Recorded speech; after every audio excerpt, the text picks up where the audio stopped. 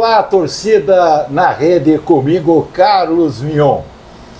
Se eu trabalhasse no Scout, hoje é Scout, a moda, e chegasse um técnico e me dissesse assim: olha, eu preciso de um ponta esquerda que recomponha, que marque, que cruze, que tenha vitalidade, que tenha técnica. Eu digo, eu tenho. E além disso, bate escanteio maravilhosamente bem, penalidade, falta, é esse aqui, ó. Aladim Luciano. Exagerei? Não. Mignon, você aumentou alguma coisinha a mais, mas brincadeira. A gente tentava fazer o que a gente treinou, né? Que a gente começou desde infantil, juvenil, e no profissional você tem que praticar, né? Aquilo que você sabe. E graças a Deus, no começo até o final fui muito feliz, e graças a Deus o futebol me manteve até os 39 anos aí jogando uma bola assim que eu não imaginava que fosse chegar nessa idade jogando futebol. Nós temos muito papo, mas vamos com o Itamar aí e já voltamos daqui com o gênio da lâmpada da bola, Aladim Luciano.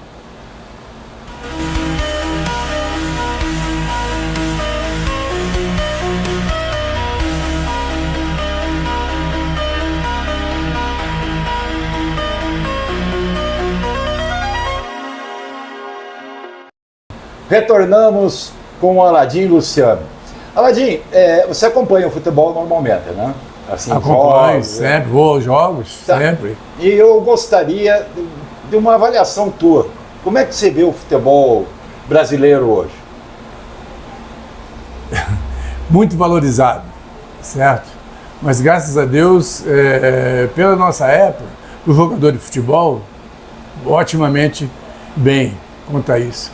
Agora, os dirigentes têm que se valorizar mais do que o jogador de futebol, que você vê de vez em quando aí pessoas, né, que vai por trás do jogador ali, e eu imagino, tenho certeza, ganhando muito mais que o próprio jogador. E o futebol perdeu aquela fã, aquela graça, né, de você jogar contra uma equipe adversária, você ter no coração de ter que ganhar, estar no campo ter que ganhar, porque aquela equipe fatalmente, como se diz, o Atlético Paranaense aqui no Curitiba, é o time que o Curitiba sempre gosta de ganhar, e o Atlético sempre gosta de ganhar do Curitiba. Quer dizer que você pode perder para todo mundo, mas ganhando do Atlético ou o Atlético ganhando do Curitiba, os jogadores se sentem bem e não há problema algum. Na parte estrutural, hoje o jogador está na mão do empresário, antigamente era na mão do clube. Você sentiu que a condição do atleta continua a mesma, ou ele tem mais liberdade? Porque na tua época era complicado, né? Qualquer coisinha o jogador ficava descanteado lá e não podia jogar, e o clube simplesmente até se negava a vender. Desculpa, eu estou meio gripado. Era um multado que não fosse treinar nesse tempo todo. Hoje em dia você tem diálogo com os empresários diretamente, os dirigentes facilita mais. Para o jogador foi muito melhor. O jogador hoje em dia ganha muito mais, mesmo o empresário em cima dele ganhando em cima dele, ele ganha muito mais do que nós ganhávamos naquela época, lá sem ter empresário nenhum. Ninguém, porque você tinha que bater de frente com o presidente ou com o diretor, o ordenado ou a luva. Naquela época, muitas pessoas, muitos desses dirigentes, não queriam pagar totalmente. E hoje o empresário te ajuda, ou um advogado, entendeu? Aí para o jogador de futebol ficou uma maravilha. Criaram uma ideia, você foi um exímio cobrador de falta, de escanteio, de penalidades, que o jogador não deve treinar porque há o desgaste. Como é que se vê? Você treinava muito? Treinávamos muito, o Mignon. Eu terminava ao tipo do Zico. O Zico, você sabe, eu ouvi falar várias vezes, né? Sim. Ele terminava o treino e ficava lá batendo falta num goleiro lá que ele conversava com o rapaz e ia ajudá-lo. E eu comigo acontecia a mesma coisa, terminava o treino, eu ia bater 10, 20, 100, 200, 300 faltas. Não tinha vontade de sair, não tinha pressa de ir embora, né? Mesmo casado, que eu casei depois aqui no Curitiba, 1 ano depois que eu estava aqui, a obrigação de casa, mas eu preferia, né, dando uma melhor condição para que eu fosse jogar e o que eu fazia no treino pudesse fazer no jogo. E aí, geralmente, é difícil você perder, né, aquela condição. E Deus sempre te ajuda. E Deus sempre me ajudou nessa fase. Você ouve muito hoje o jogador moderno, né? Jogador que recompõe, que marca, que ataca, que chuta, que faz isso, faz aquilo. Você já fazia isso lá na década de 60 e de 70 e outros jogadores faziam.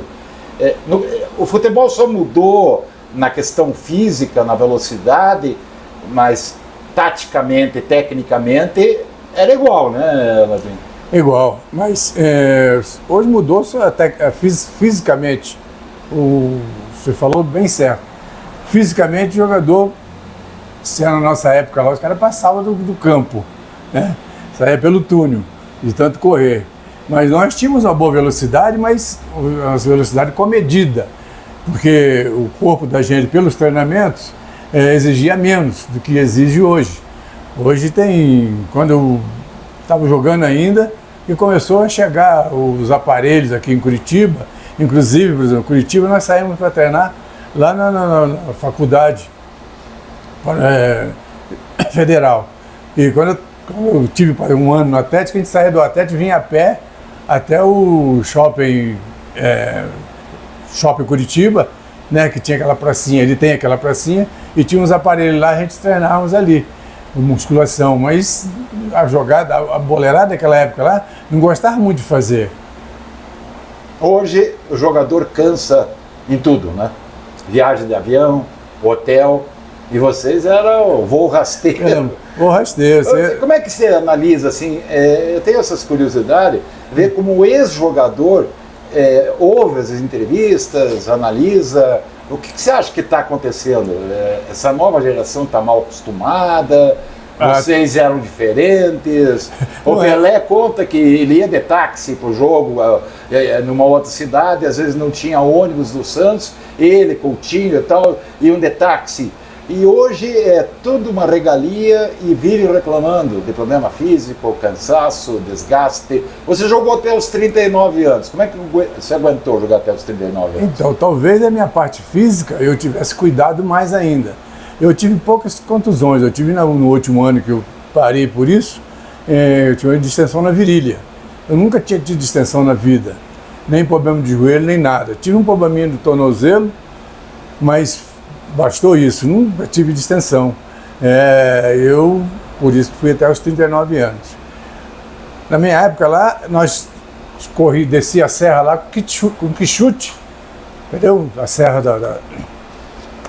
a serra aqui de Curitiba, aqui para a praia. A Graciosa? A Graciosa. Era 10 km descer e 10 km subir. E o frega com o Divãozinho Frega, do preparador físico. Isso, grande frega. Com uma moto atrás da gente para a gente poder que ninguém pegar carona, porque naquele primeiro treinamento que nós fizemos esses aí, veio os mais velhinhos lá, Batiá, Zé Roberto, em carona em caminhão que passava, esse tipo todo. Mas não, o Efrega na segunda vez foi uma moto, ele ia até onde nós tínhamos de chegar e voltava junto com a gente ali. Ele ficava treinando com a motocicleta. Dificuldade danada. Hoje em dia não, o tênis custa... pesa 10 gramas, 20 gramas, como eu te falei, treinava no asfalto de quichute, mas chegava no campo você corria muito mais, porque tinha calo no pé. E os gramados? Também há uma reclamação muito grande que os gramados são ruins, são péssimos. E na época, você acompanhando, você vê o gramado de hoje, vamos dizer, o próprio Couto Pereira. Comparações, hoje o gramado está melhor, está pior? Tá 1000 vezes melhor hoje em dia. O do Curitiba, o do Atlético Paranaense, que era o Joaquim Américo, também deixava a desejar. Na época lá, depois o Maringá veio um time mais novo, né? Aí o campo do Maringá era bom, do Londrina, e do Bandeirantes era bom. Agora o restante era era complicado para você jogar. Mas e hoje você acha que... Hoje é um tapete. É um tapete. Um tapete. O Couto Pereira, por exemplo, a bola quicava 30 metros, hoje ela quica 10. Na nossa, né, comparando a nossa época. E os outros clubes aí ao redor do Brasil aí, tá? Principalmente do futebol paranense, veio o Maringá depois, Londrina tem um time com um campo bom. Só, o restante deixava a desejar, você tinha que ir na marra mesmo.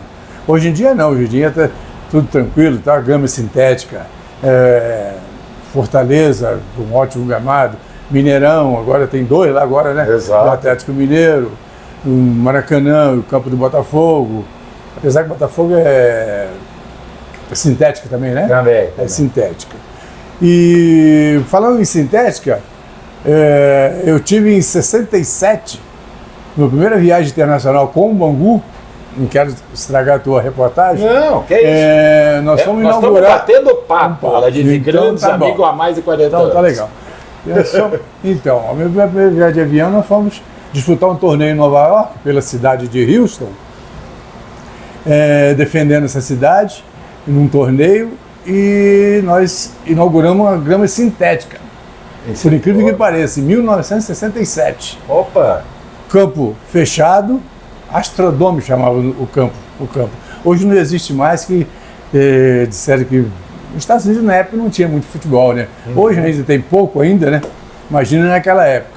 E nós fizemos essa viagem, tiramos em 8º lugar, saímos de Houston para jogar em Nova York, Toronto, Vancouver, Dallas, entendeu? Fizemos, e porque o Bangu, há uns 20 anos atrás, tinha sido campeão desse torneio de Nova York, com o Ademir da Guia ainda, vindo de juvenil, o Bangu, dali um ano depois ele saiu para o Palmeiras.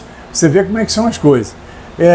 Eu sempre falo com meus amigos, minha família, que um exemplo, já pensou se fosse o Flamengo ou o Corinthians que tivesse ido lá inaugurar esse campo lá em 67? Poxa, hoje em dia, quando chegou a grama sintética aqui há 20 anos atrás, ou 15 ou menos, né? Pô, todo mundo saberia. Mas não, cara. O Bangu, né? O time hoje em dia está meio fracassado, viu? Com a falta do Castor de Andrade, né? Que faleceu, é o homem do dinheiro. O time está meio capenga nesse sentido. E você vê que pela época, nossa, nessa época aí, tá? Seria muito melhor a gente ter uma condição física muito boa. Beleza, vamos aí. Nerinho, manda teu recado e já voltamos com mais papo com o gênio da lâmpada e da bola, Aladim Luciano. Eu sou o Nerinho. Faça como eu. Inscreva-se e dê um like aí na rede com o Mion. É de graça e não dói. É isso aí, Nerinho. Voltamos com o Aladim. Aladim, se eu te perguntar, você jogou com tantos goleiros, um goleiro, quem que mais te marcou? O Birajara Gonçalves Mota. Veja bem, você jogou com grandes profissionais, grandes craques, mas assim, quando eu falar o nome, a posição, quem que, assim, todo ser humano tem aquele de, ele foi top. Então, goleiro... O Birajara, do Bangu. Lateral direito. Fidelis, do Bangu. Zagueiro. Mário Tito, do Bangu. Quarto zagueiro. Luiz Carlos, do Corinthians. Lateral esquerdo. Nilo, do Coritiba. Volante. Volante, Almir, do Curitiba. Meia direita. Meia direita, Leocádio, do Curitiba. Meia esquerda. Negreiros, do Curitiba. E ponta direita. Ponta direita, Paulo Borges, do Bangu. Centroavante? Centroavante era o Zé Roberto. Zé Roberto. E o famoso Gazela. Ponta esquerda eu não vou perguntar e eu respondo. Aladim Luciano. Obrigado. Depois de você, quem? Teve vários jogadores, né? Edu dos Santos, rapaz. Edu, né? Joãozinho do Cruzeiro. Como é que se diz? Ai, meu Deus do céu. Zé Sérgio. Zé Sérgio, primo do Rivelino. Exatamente. Deixa o Rivelino de fora, que o Rivelino já foi em muitas seleções, né? Não, claro, É isso aí. claro. Então. Me digam, e hoje? Hoje, o melhor técnico que você trabalhou? Aquele técnico Taticamente não bem. é. Seu Enio Andrade. Enio Andrade. Merecidamente. É. O homem era fera, Umas meu. feras. Trabalhei com vários outros, né? Seu Tim, Elba de Padua Lima, mas o seu Enio era mais completo. Mais completo. Uhum. E hoje, quais jogadores te chamam a atenção em termos técnicos no futebol brasileiro? Brasileiros. Brasileiro, não estrangeiro. Depois eu vou te perguntar estrangeiro. Pode, é claro. Eu gosto muito do Neymar antes de sair do Brasil, né? Certo. Entendeu? Isso Aí, hoje em dia está uma incógnita, né? Ficou um ano e meio parado aí. Não sei se ele vai voltar àquela fase que ele tinha naquela época lá. Neymar, aí você entrou, me deu um gancho legal. Neymar foi o último craque genial que nós revelamos. Isso foi há mais de 10 anos, 12 anos. Revelamos outros ótimos, excelentes jogadores. Por que não revelamos mais craques geniais, você acredita? Eu citei até para o capitão Hidalgo, se lembrar na Copa de 2002, nós tínhamos Kaká no banco, que foi o melhor do mundo. Ronaldinho Gaúcho, melhor do mundo. Ronaldo, melhor do mundo. Rivaldo, melhor do mundo. Por que olha, 20 anos nós estamos falando. O que aconteceu de lá para cá? Então, a falta dos craques aí, talvez eles não tivessem treinado normalmente, ou a parte tática usufruir desses jogadores e mostrar o melhor deles, eu acho. A formação dos jogadores, você acha que está sendo devida? O Alex outro dia falou que por ele ser pequeno e tal, talvez ele não passasse numa peneira hoje. No duro? Não, passava sim. Ele falou assim que não sabe se seria escolhido porque ele era mirradinho, tudo, e que hoje só querem jogadores altos, fortes. Não, mas a velocidade ia suprir essa falha que ele tem pelo tamanho, né? Você vê o menino aí que está no Flamengo agora, aí, o baixinho lá, o Cebolinha? Michael. Pô, eu tava doidinho conversando com os diretores, talvez ele trazia para Curitiba ele lá, ele estava no Goiás.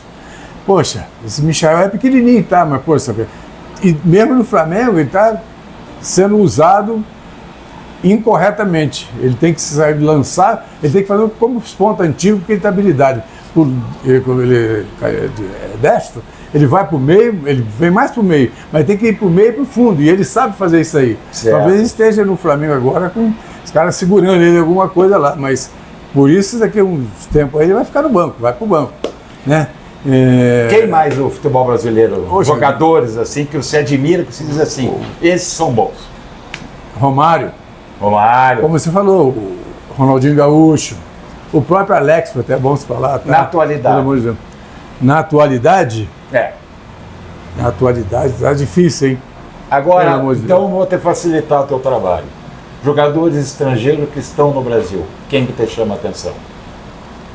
Jogadores estrangeiros que jogam no Brasil, que argentinos, uruguaios. Posso falar? Claro. O Messi, eu nem quis falar do Messi, o Messi era igual o Zico. Mas que estão no Brasil. Não. No Brasil. No Brasil, jogando no Brasil. Hulk. Hulk. Tem o Hulk, tem o... Pode ser brasileiro também, é claro.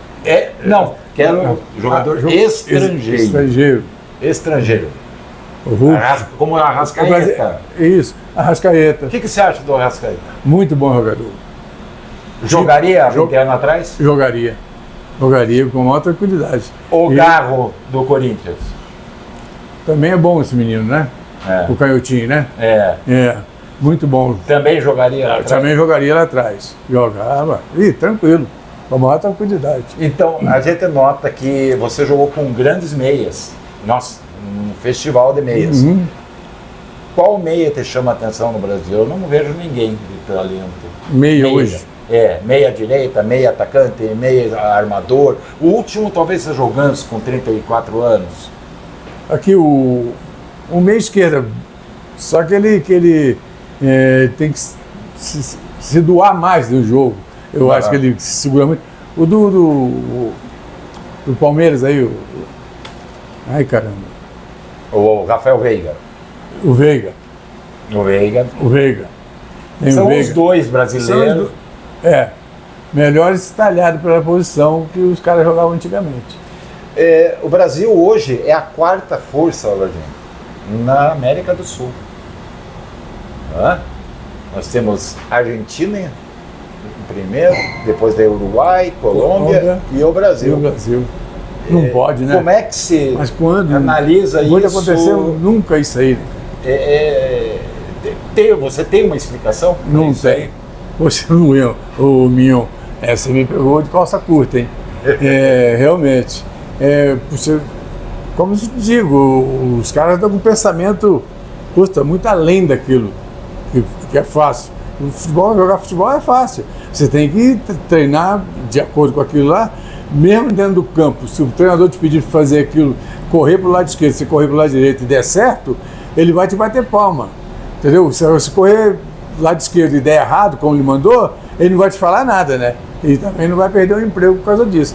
Agora, o jogador tem que fazer aquilo que ele sabe que é o melhor dentro do campo, do que a força que ele tem, né? ou física ou taticamente, entendeu? Inclusive, eu quando joguei no Colorado, eu joguei de meia esquerda. Aí tinha um Marinho que jogava... Era pouco versátil, jogava de lateral, de meia, de ponta. Isso. Aí o Marinho, que era o meia normal, jogou a ponta direita falso. Como tinha acontecido o Leocádio no Curitiba. Poxa, pelo amor de Deus, rapaz. Quando o treinador mandar marcar, como eu ia marcar? Eu marcava de longe, né? Sim. Agora, quando eu tentava pegar na bola 10 vezes, e o cara pegava uma lá, quer dizer, que não precisava eu atacar lá para tentar tomar. Tinha outros para tomar bola, tinha Nilton, tinha um monte de jogadores ali com mais força do que eu. Aí quando a bola vinha no meu pé, aí já procurava fazer o melhor que eu sabia que fazia, e graças a Deus deu sempre certo. Me diz uma coisa, você falou de Enio Andrade, falou de Elba de Padua Lima, e hoje, como é que você percebe os técnicos? O que você acha dos técnicos? Evoluíram? Como é que estão os técnicos brasileiros na atualidade? Porque nós temos uma invasão de portugueses, argentinos. Você é a favor, contra? E como é que você vê esse panorama? Então, pena que o Levi parou de ser treinador, né? Graças ao menino de Santa Felicidade, que está no Atlético Mineiro lá, o Cuca quis voltar, por exemplo, Cuca, é um melhor conhecimento de futebol, o Cuca tem, maravilhoso, entendeu? Agora, do Fluminense eu não gosto. Do Mano, Mano, né? Mano Menezes. Aquela escola gaúcha de retranca mesmo. Isso, né? Agora, tem um treinador aí, que está no Curitiba agora, o Moza. Esse menino tem futuro. Tem uma visão muito longa. O que está no Cruzeiro lá, de auxiliar lá, Adilson Batista, não teve chance, não teve mais chance. Se tivesse chance, ele estaria num pedestal aí, entende? Verdade. Não sei por quê. Porque os brasileiros, a parte jornalista nesse ponto, bate mais no brasileiro que os gringos. Você não acha que técnico virou, na verdade, bode expiatório? Sempre o técnico era valorizado. E era também responsabilizado. Uhum. Mas aqui, muitas vezes você vê que o jogador não está correndo, que o time está com má vontade, o diretor contrata mal, mas na hora H estoura no técnico. Mas o treinador, por exemplo, vou trazer o Joaquim, você é o diretor, você vem trazer o Joaquim, mas eu quero saber quem é o Joaquim, da onde que é, vou querer conhecer primeiro para mandar contratar. Exatamente. Aí, na verdade, como acontecia antigamente, tinha diálogo, o diretor, o jogador, o treinador, tinha o supervisor, né? Hoje não, hoje tem um monte de auxiliar daqui, dali, todo mundo manda, só quem não manda é o treinador. Só manda aquele pedacinho ali do dia de jogo, é 90 minutos só, não é que vai dar a sequência magistral para que ele possa reunir a turma no jogo lá e ganhar todas as partidas. Apesar que futebol é isso aí, você Ganha e perde. Você não pode querer ganhar todas, porque senão fica ruim. Gênio! Valeu! Pô, pelo amor de Deus, pô. Muito obrigado. Para mim é uma honra ter entrevistado mais uma vez. Né? Que é isso? Muitos anos atrás te entrevistava todo Me dia. procure a hora que você quiser. Pô, ainda mais aqui, ó. Depois você pode limpar os erros da gente. Não. Aqui foi um bate-papo direto. Que joia. Não temos isso aí. Um abraço. Gente, muito obrigado pela audiência e voltamos logo com mais novidades. Tchau!